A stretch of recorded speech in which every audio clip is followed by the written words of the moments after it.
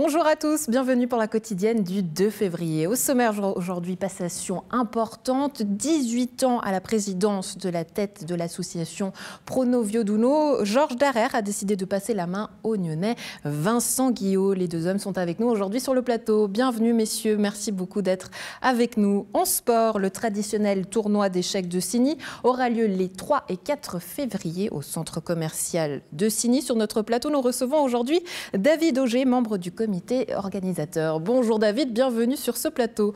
Enfin, en culture, on ira au théâtre des Grands Champs pour découvrir Little Nemo, une pièce onirique. C'est le metteur en scène, Christian Denizard, qui nous en parle aujourd'hui. Bonjour à vous Christian, merci beaucoup d'être avec nous sur ce plateau. De ton côté Alexandre, où es-tu aujourd'hui? Que fais-tu? Salut Andrea, eh bien je me balade au château de Nyon et je vais à la recherche et surtout à la rencontre de Catherine Schmutz qui est en fait la nouvelle co-conservatrice du château de Nyon. Je dis co-conservatrice parce que tu connais nos téléspectateurs aussi certainement Vincent Libert, conservateur historique de ce château de Nyon. Et bien maintenant il aura une collègue en la personne de Catherine Schmutz. Pourquoi? Qui est-elle? Et qu'est-ce qu'elle aime dans l'art et ici au château de Nyon et dans le district? Et bien réponse juste après. Merci beaucoup Alexandre, à tout à l'heure. Pour commencer et en 5 minutes pour vous convaincre, dans le cadre de l'élection complémentaire à Nyon fixée au 5 février, NRTV invite les 6 candidats en lice et en course à la municipalité. Aujourd'hui, nous donnons la parole au dernier candidat, à savoir Sacha Soldini, sur la liste numéro 6 intitulée Sacha Soldini à la municipalité. Sacha Soldini, bonjour. Bonjour. Vous êtes candidat à l'élection complémentaire à la municipalité nyonnaise sur la liste numéro 6, Sacha Soldini à la municipalité. Et je vous remercie d'avoir accepté de répondre à cette interview dont le concept est simple. Vous avez 20 questions dans ce vase, vous allez en tirer 3 et vous aurez 5 minutes pour y répondre. Vous êtes prêts? Je suis prêt. C'est parti. Alors je vous propose de tirer la première question et de me la donner. Alors, cette question est la suivante. Si vous aviez été syndic, comment auriez-vous géré cette crise? Alors, merci pour la question, merci pour l'invitation. Si j'avais été syndic, premièrement, je ne suis pas syndic et je pense que la municipalité actuelle s'est trouvée face à cette crise qui ne date pas d'aujourd'hui, elle est un peu plus ancienne. Maintenant, en tant que syndic, c'est vrai que moi, j'ai tendance à aller très en profondeur dans les choses. J'ai envie de dire, j'aime bien crever l'abcès quand il y a un problème. Ce qui n'est surtout pas mon style, c'est de balayer la poussière sous le tapis. Je pense qu'on sait très bien quand il y a quelque chose qui gangrène une situation, il faut absolument tout mettre à plat pour repartir à zéro. Le syndicat fait juste. Si vous aviez été municipal, qu'est-ce que vous lui auriez donné comme conseil ? Je pense que si j'avais été dans le collège municipal, j'aurais clairement dit ce que je viens de vous dire. Donc elle est vraiment en profondeur par rapport à toutes les choses. C'est clair qu'on entend tout et n'importe quoi sur cette crise. On entend souvent, ce qui revient souvent, c'est que pour protéger certaines personnes, d'autres en ont payé le prix fort. Et ce n'est pas du tout mon style de gouvernance. Vous auriez été plus tranchant. Beaucoup plus. Merci beaucoup. Je vous propose de passer à la seconde question. Et la question est la suivante. Le complexe multisport de Collovray, est-ce un bon projet ? Je pense que c'est un projet nécessaire pour la ville de Nyon. Maintenant, tout centralisé au même endroit, j'ai encore des doutes par rapport à ça. On sait très bien qu'il y a une grande levée de bouclier par rapport à un éventuel déplacement des infrastructures du Stade de Maran et du FC Idalia du côté de Collovray. Je vois ça d'un mauvais œil. Pourquoi? Parce que beaucoup de juniors s'entraînent dans ce club de football et utilisent ce terrain. Pour moi, le meilleur projet, c'est de rendre ce terrain accessible plus longtemps dans la saison, à savoir un gazon synthétique, des éclairages LED, un minimum d'entretien, réduction des coûts également. Maintenant, pour le projet de Collovray, évidemment, tout le monde l'attend. Il faut aller de l'avant avec ça. On voit que d'autres clubs sont aussi intéressés. Je pense par exemple à la Pétanque Nyonnaise qui n'a pas d'infrastructure, qui a des infrastructures, le boulodrome, mais c'est une infrastructure privée qui leur coûte extrêmement cher. Et je pense que dans ce complexe multisport, il faut vraiment peut-être réouvrir la discussion par rapport à d'autres clubs qui seraient intéressés de venir. Alors, lors du prochain conseil, la problématique de la pétition justement du FC Italia va être abordée. La pétition a été remise, il y a près de 2500 signatures. On sait que c'est devenu un objet de campagne, oui. ce terrain de Maran. Est-ce que c'est pas là de l'opportunisme? Absolument pas, non. Je ne crois pas que c'est de l'opportunisme. Je crois que c'est vraiment une question de bon sens. Qu'est-ce que vous voulez déplacer tous ces élèves de l'école de foot à Collovray? Tous les parents vont devoir les amener certainement en voiture pour certains, parce que c'est des enfants en très bas âge. Facile de dire qu'il y aura des passerelles de mobilité douce, mais je me vois mal envoyer un enfant de 6 ans en vélo jusqu'à Collovray. C'est un peu compliqué, surtout lorsque la météo ne le permet pas. Maintenant, effectivement, il y a une levée de bouclier, 2500 signatures. Ça donne un signal très fort pour la suite des discussions par rapport à cet éventuel déplacement. On sait très bien que tout cela peut finir en référendum. 2500 signatures sur une pétition est un nombre conséquent. Peut faire peur. Hein, environ 1500 signatures sont nécessaires à Nyon pour partir en votation populaire. Et je pense que si cet objet est abordé dans le cadre d'une votation populaire, il sera clairement refusé. Sacha Soldini, merci beaucoup. Je vous propose de passer à la dernière question. Et cette question est la suivante. Que faire pour dynamiser la vie commerciale nyonnaise?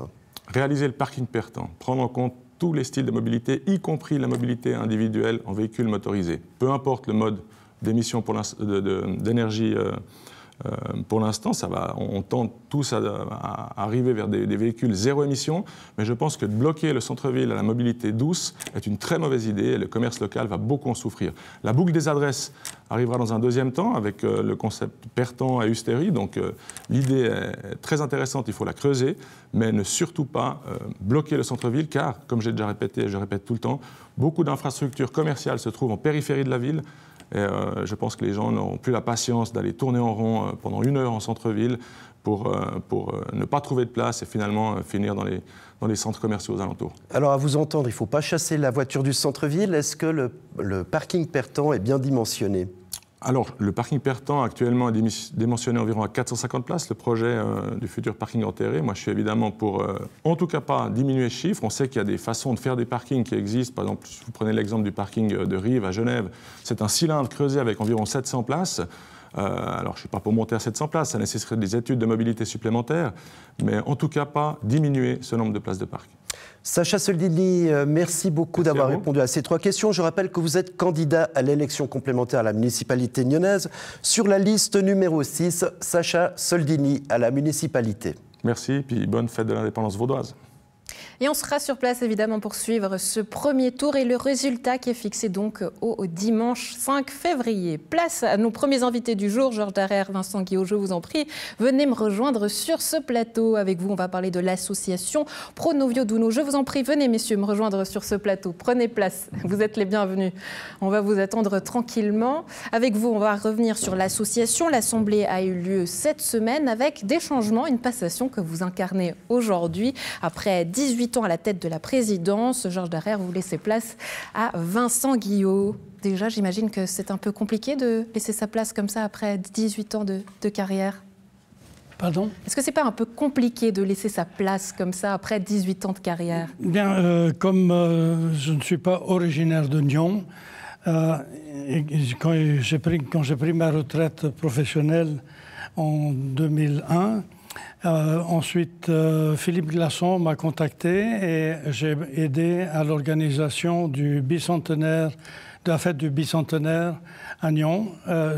Et ensuite, il m'a gentiment poussé à la présidence qu'il occupait à l'occasion en 2004.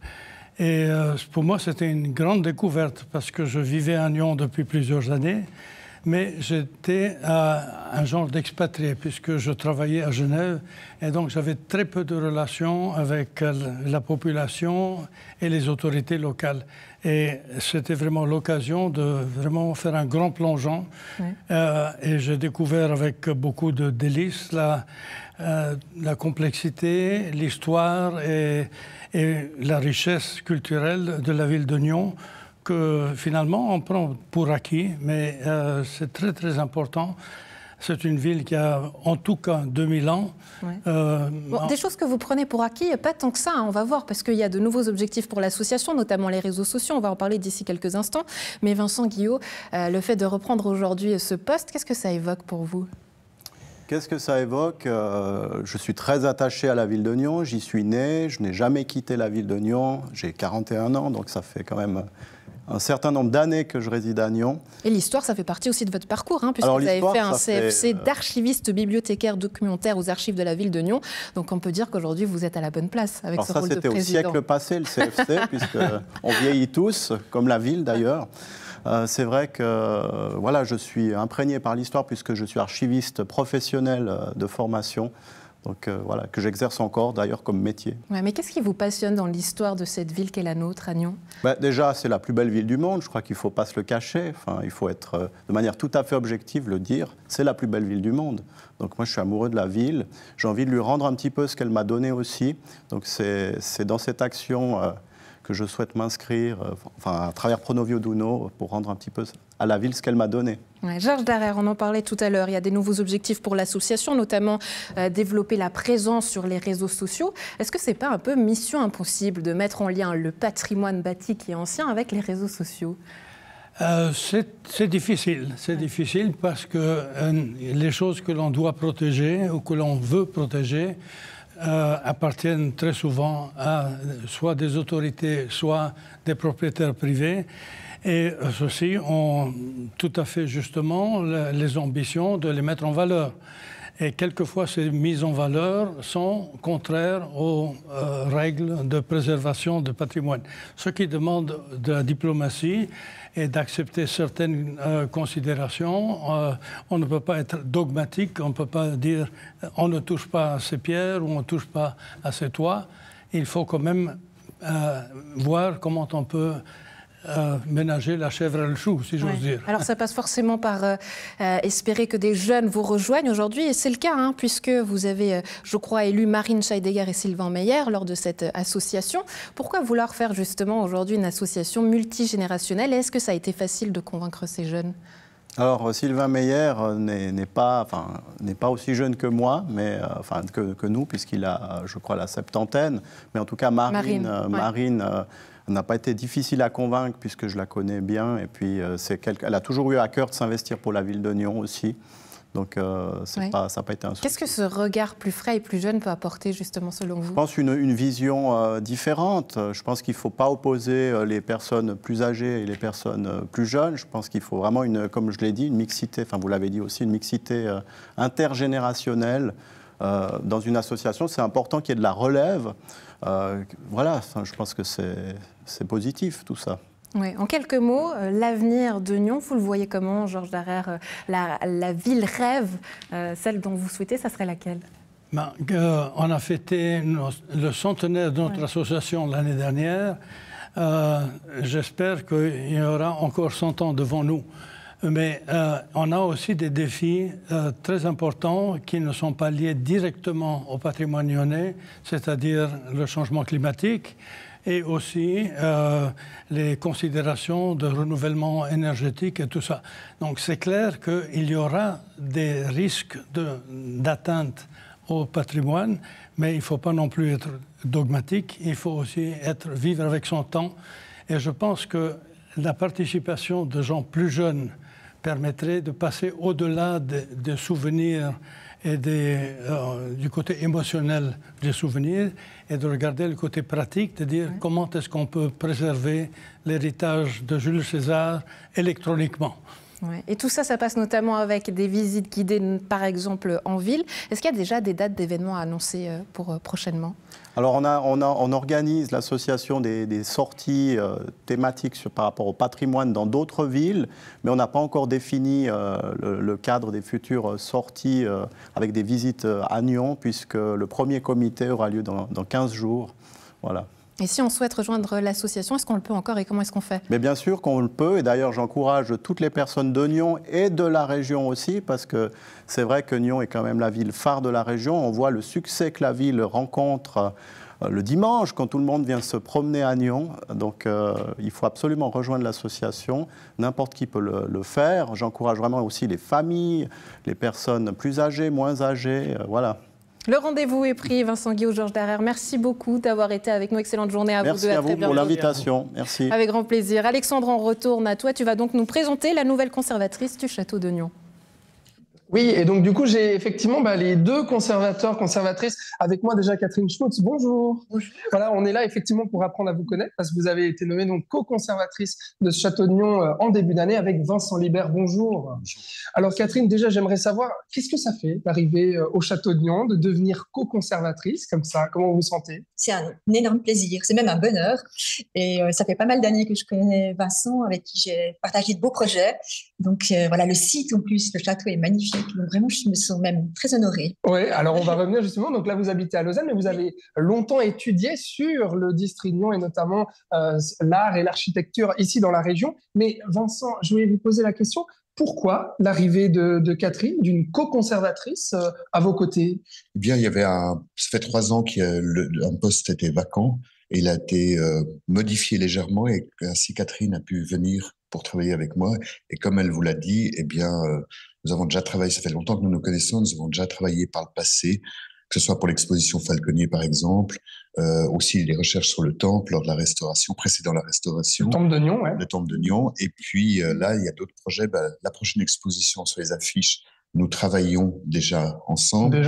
Mais ça ne vous fait pas justement, vous vous dites pas, mais alors, je travaillais tout seul, j'étais bien tout seul dans mon château de Nyon et maintenant, on va devoir travailler à 2. D'abord, j'étais déjà pas tout seul et puis je pense que c'est vraiment mieux d'être à 2 pour cette tâche. Et puis, on s'apporte plein d'idées, on s'échange sur toutes les choses. Et ça, c'est très essentiel dans ce métier. Ouais, Catherine, comment vous voyez la collaboration avec Vincent? Déjà, c'est vrai qu'être à 2, on est beaucoup plus fort, on a plus d'énergie. Je pense que et l'idée aussi, c'est que j'amène peut-être des nouveaux projets, des nouvelles idées. Et Vincent était, malgré tout ce qu'il dit, il était quand même un tout petit peu seul. Ouais. Il y avait besoin de renfort. Il y avait besoin de renfort, voilà. Et puis, c'est vrai qu'aujourd'hui, un musée, il a des nouvelles missions dans la société. Donc, l'idée, c'est aussi de positionner le château. Au-delà de la collection d'œuvres et des expositions. Maintenant, il y a les réseaux sociaux qui sont importants, la médiation culturelle, des nouveaux projets. Innovateur, on va dire. Et l'idée, c'est qu'on puisse les mettre en place. D'accord. Bon, alors, on va faire un petit tour ensemble, Catherine, pour apprendre à vous connaître dans cette exposition. On n'appelle pas ça temporaire, on appelle ça permanente. Merci beaucoup pour le nom que j'avais oublié. Vincent, on va vous libérer, mais vous allez faire quoi maintenant? Vente aux enchères, vous allez regarder des œuvres achetées. Voilà, exactement. Comme toujours. Comme toujours. Bon, merci beaucoup. Très bonne journée. À vous, à bientôt. Voilà, Catherine, je vous donne le micro. Et puis, allons nous balader donc au milieu de ces porcelaines et de ces tableaux, donc dans cette exposition permanente. Alors, savoir un petit peu d'où vous venez. C'est vrai que donc vous êtes diplômé en histoire de l'art et en architecture. Quel est votre parcours et qui vous a amené justement ici aujourd'hui au Château de Nyon comme co-conservatrice? Alors, c'est vrai que j'ai une première vie professionnelle qui est historienne de l'art spécialisée dans l'architecture de la région. Et pendant 10 ans, j'ai travaillé au canton pour mettre en valeur et étudier l'architecture du district de Nyon. Architecture, urbanisme, art appliqué. Et j'ai un amour particulier pour les arts appliqués. Ouais. Et ce qui fait que je me sens aussi bien au milieu de cette belle porcelaine de Nyon. Et alors, vous qui connaissez un petit peu, justement, qui avez étudié la région, le district de Nyon, c'est quoi sa particularité, en fait en termes d'art et d'architecture? Sa particularité, déjà, c'est d'avoir comme au centre la petite ville de Nyon qui rayonne avec une couronne de petits villages alentours, et puis un certain nombre de magnifiques châteaux, de belles maisons de maître qui sont liées à la position de Nyon, assez proche de Genève, entre Genève et Lausanne, avec le château de Coppet, le groupe de Coppet, donc une vie intellectuelle qui est très riche. Donc, je dirais que c'est ça la particularité, c'est qu'on a des châteaux qui sont habités par des personnages assez cosmopolites, on va dire, dès le XVIIIe siècle. Oui, d'accord. Donc, c'est effectivement... Voltaire n'est pas loin, Madame de Staël, et Nyon profite de tout ça. D'ailleurs, un des baillis de Nyon, Charles-Victor de Bonstetten, c'est un gros ami de Madame de Staël. Oui. Donc, le XVIIIe siècle à Nyon est particulier par rapport à cette effervescence culturelle, intellectuelle. D'accord. Voilà. Et le château de Nyon, ça va être quoi votre rôle concrètement? Vous avez parlé un petit peu de management, de communication, de réseaux sociaux. Par rapport à Vincent, justement, qui va continuer aussi son travail, notamment de collectionneur et aussi sur les expositions, votre rôle, il va être lequel? Alors justement, de mettre en valeur plus le site, d'apporter des nouveaux projets, mais aussi des nouvelles idées d'exposition avec Vincent. Oui. Et sur des sujets peut-être parfois pour ma part plus historiques, plus liés au patrimoine local. Oui. Et puis Vincent, il a toujours beaucoup de goût et beaucoup d'art pour mettre en valeur les expositions, la porcelaine, mais aussi des œuvres contemporaines. Donc voilà, on a cette complémentarité en fait, qui va nous vous habiter. L'idée, c'est ça sur l'avenir. Oui. Effectivement, je me demandais aussi, ce château de Nyon, vous le connaissiez déjà, maintenant que vous y arrivez en tant que co-conservatrice, vous le voyez comment, ce château de Nyon? C'est quoi pour vous? Qu'est-ce qu'il représente? C'est le cœur de la ville, déjà. Ouais. C'est une image symbolique qu'on voit depuis partout, depuis le lac, depuis Genève, depuis Prongin quand on arrive. Donc, c'est le point de mire. D'ailleurs, tous les peintres, toutes les cartes postales de Nyon, elles présentent cet objet-là en particulier. Oui. Et puis, moi, maintenant qu'il habite un petit peu plus, chaque jour au quotidien, je découvre des détails que je n'avais jamais vus, évidemment. Ouais. Notamment, justement, dans cette exposition donc permanente. Je vais y arriver avec ce mot, Andrea, ma langue fourche. Catherine, peut-être une œuvre en particulier ici qui pourrait représenter un peu votre sensibilité, votre personnalité, vous dire les fois. Alors, il y a un service en particulier qui me touche, qu'on trouve dans une petite vitrine pas très loin de moi. Peut-être qu'on peut avec des silhouettes.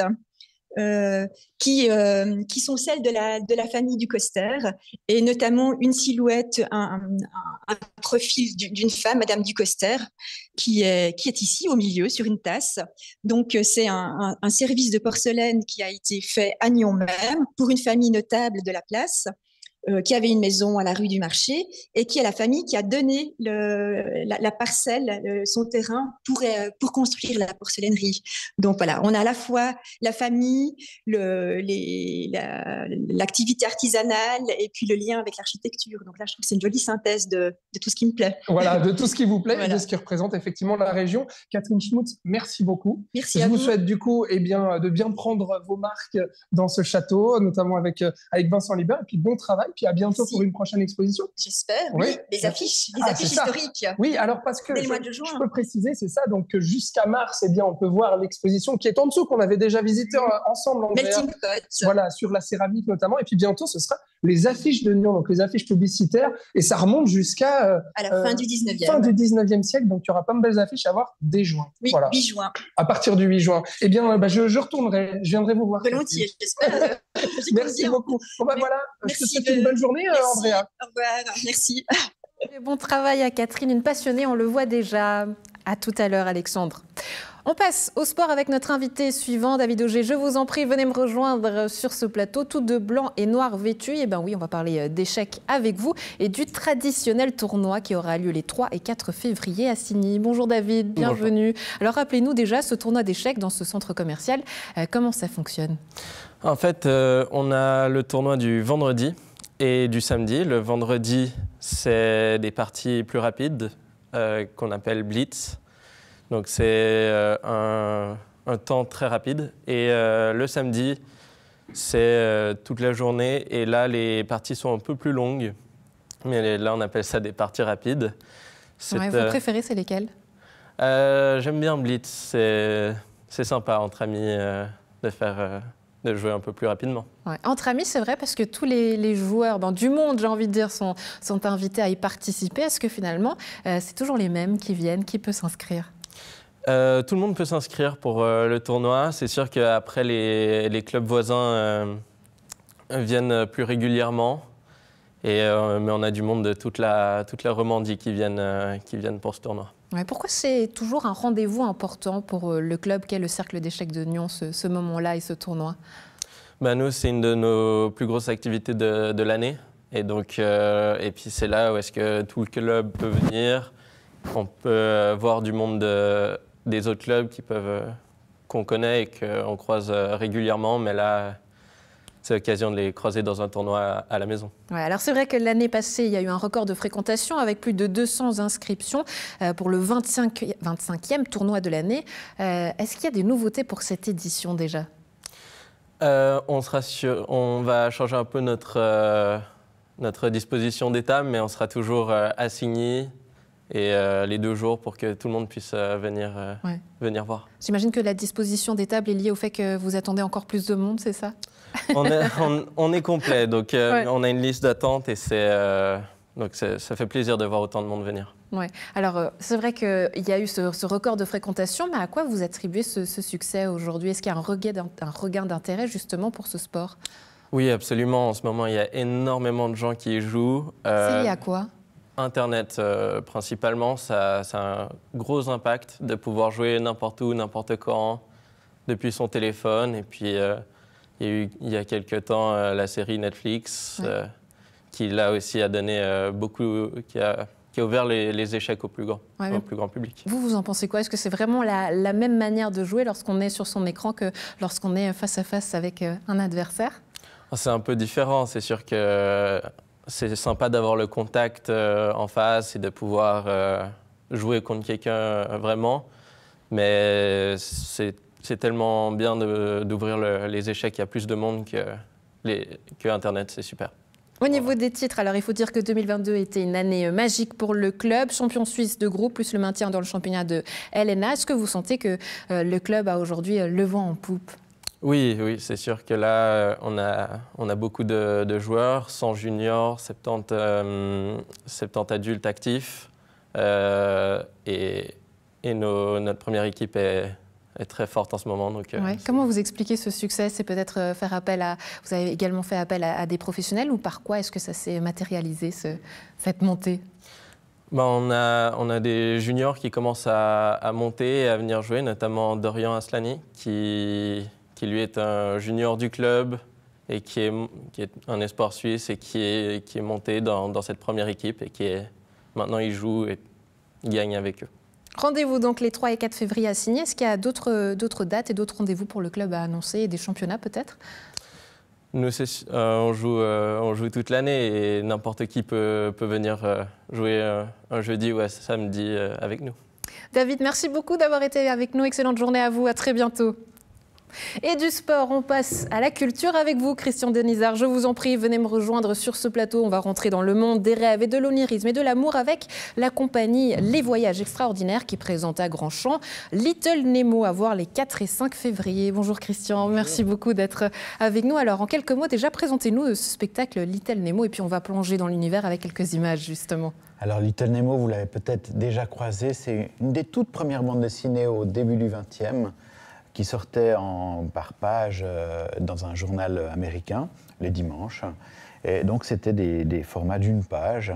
Et comme on était vraiment en 1900-1905, comme ça, c'est pratiquement un des inventeurs de la bande dessinée. Par exemple, c'est lui qui a inventé, il s'appelle Winsor McCay, c'est lui qui a inventé les phylactères, c'est-à-dire les bulles dans lesquelles parlent les personnages. C'est l'histoire d'un petit garçon qui, chaque soir, s'endort, va dans un pays Slumberland, qui est le pays des rêves, et puis à la dernière case, il se réveille généralement en bas de son lit parce qu'il a fait un cauchemar ou bien parce qu'il a eu un sommeil agité. Et puis petit à petit, cette histoire se poursuit de page en page, et puis là, il a fallu faire une histoire avec une quête pour Little Nemo, qui doit retrouver une princesse, la princesse de Slumberland, accompagnée de son âme damnée, ami et âme damnée, Flip.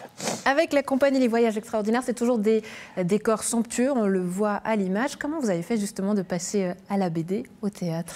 Alors là, c'était toute une histoire, parce qu'il y a plus de 300 pages, je crois, qui existent de cette bande dessinée. Et puis l'auteur avait une imagination débordante. En plus, on est dans le pays des rêves, c'est-à-dire qu'on a pratiquement aucune limite.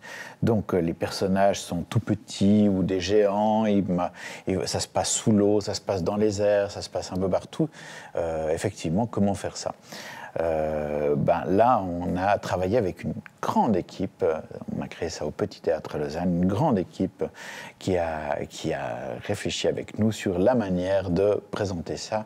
Et on s'est beaucoup amusé en fait à trouver des combines pour changer d'échelle, pour changer de décor. J'imagine qu'il y a un aspect bricolage là derrière. Trouver des gadgets, des astuces, par exemple. Racontez-nous. Oui. Vous avez une idée en tête? Moi, je suis arrivé au théâtre par la technique. J'étais technicien, j'étais musicien, et j'ai commencé en faisant plusieurs années en technicien, et j'ai adoré ça. Donc toutes les combines, tous les trucages, ce genre de choses, c'était ce qui me plaisait beaucoup. Après, j'étais pas un assez bon technicien, donc j'ai dû devenir metteur en scène. Et puis, on s'est beaucoup amusé donc à essayer de faire des trucages, Mais pourquoi, Christian Denisard? J'ai toujours l'impression que le théâtre avec vous, c'est un peu une boîte expérimentale. Qu'est-ce que vous recherchez? J'ai l'impression que les histoires qui m'intéressent, c'est souvent des histoires qui sont dans des univers assez oniriques comme ça. Et puis il y a quelque chose que j'aime bien dans la machinerie de théâtre. Il y a quelque chose qui me plaît dans cette manière de faire. Généralement, depuis quelques spectacles, c'est vraiment des troupes où on est beaucoup sur le plateau et où chaque comédien doit presque tout faire. Ils ne quittent pratiquement jamais le plateau. Ils doivent faire plein de personnages différents. Ils doivent bouger eux-mêmes les décors. Ils dansent, ils chantent. Mais j'imagine que tout ça, ça a un coût. Pour qu'on ait un ordre d'idée, un spectacle comme ça, c'est combien de budget ? Ce spectacle-là, il était un peu plus de 400 000 francs. Oui, 400 000 francs. Oui. Mais est-ce qu'on ne va pas justement vers une tendance inverse à épurer? Parce qu'aujourd'hui, on sait que dans le monde du théâtre, c'est compliqué. Comment vous faites pour vous en sortir, du coup? Permettez-moi. Comment dire, au bout d'un moment, c'est un savoir-faire qu'on a acquis dans cette équipe, d'arriver à faire des spectacles relativement imposants. Puis finalement, c'est des spectacles aussi où il y a beaucoup de monde qui travaille. Donc, faire un spectacle avec des grands décors, beaucoup de participants qui soient dans la technique ou bien sur le plateau. Ça représente combien de monde avec vous? Ou en faire 3 avec moins de monde, finalement, c'est pas beaucoup plus cher. Et puis là, ils sont 8 sur scène. Et puis, il y a bien entre 10 et 15 personnes qui ont travaillé autour. Voilà. Ouais, 10 et 15 personnes pour vous faire rêver, en tout cas ça vaut la peine. Courez-y, c'est au Théâtre de Grand Champ les 4 et 5 février. Ça s'appelle Little Nemo. Christian Denizard, merci beaucoup d'avoir été avec nous et très belle journée à vous. Avant de vous laisser partir, s'il fallait donner un petit mot pour voyager et rêver, ça serait lequel pour convaincre les téléspectateurs d'y aller? Là, je dirais, c'est eux, c'est la troupe. Je les trouve fantastiques et extrêmement talentueux. Et puis très unis, c'est très beau à voir. Rendez-vous donc les 4 et 5 février à la Maison. Un plaisir d'avoir été en votre compagnie. Bonne suite de programme. On se retrouve lundi et puis on se retrouve dimanche, peut-être sur la place du Château, mais en tout cas en direct sur nos réseaux sociaux pour le résultat du premier tour des élections complémentaires. Voilà, à dimanche.